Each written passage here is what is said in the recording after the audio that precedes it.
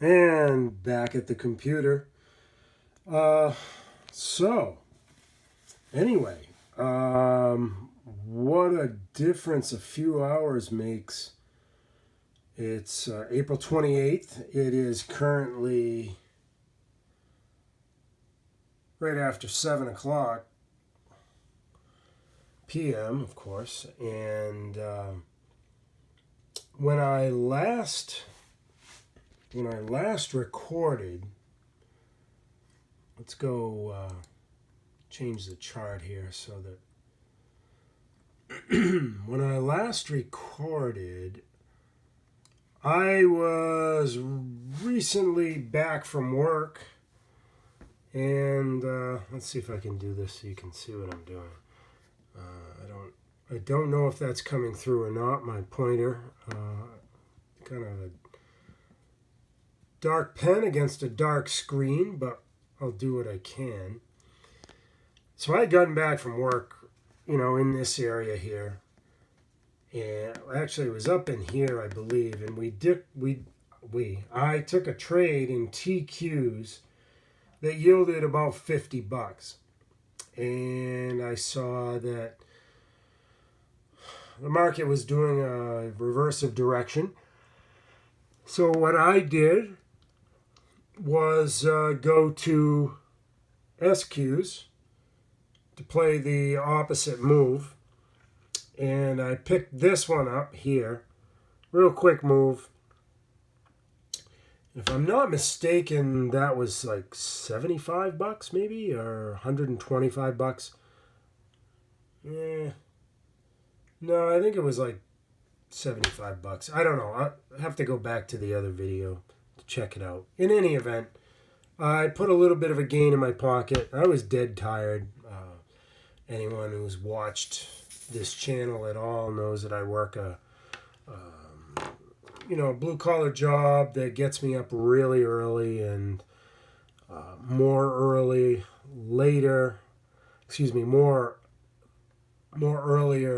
recently than in the past, just because of staffing issues and et cetera, et cetera. Well, work called me in early this morning because we were having staffing issues, like a lot of places in America. And so I went in early and got home really tired. I just took my quick gain here and went to bed, and I slept like a log. Well, while I was sleeping, this is what happened to the NASDAQ, and of course its derivatives, TQ and SQ. They just went on a tear. NASDAQ went on a rip up, and I missed it all. Unfortunately, I missed it all. So I woke up about 20 or 25 past 3 in the afternoon.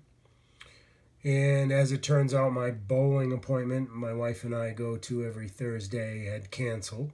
So she let me sleep.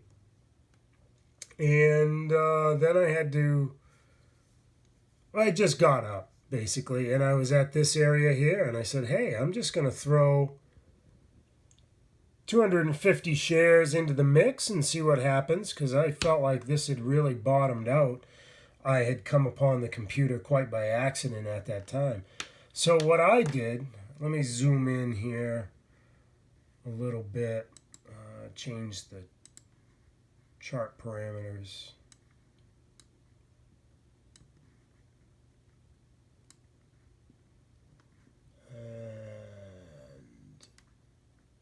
Okay, I think that makes it a little easier to basically just zooming in on this. So, yeah, right about here is where I came upon the computer. And so I said, what the heck?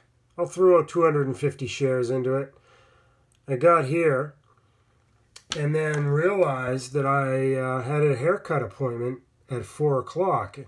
I had double booked. Good thing bowling didn't work out, because I would have missed my hair appointment, my haircut. And that sucks to do that because, she's a working person and expects people to show up. So in any event, went to my haircut. So I got out of this early right here, and it looked like it was starting to turn. and it did. It came down. But what it retested was the red line, my entry, which tells me a lot of people got in there at that level. And it was also a critical level.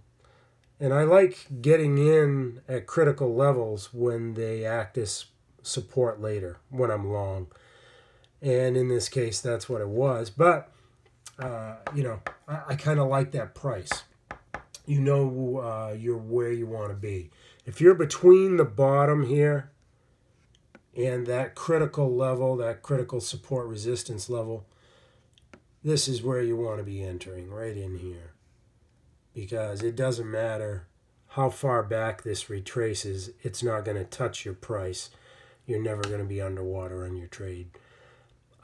That's a nice place to be. That's where I long to be every time. And I do pretty well in that regard. I know my trading weakness is getting out too soon.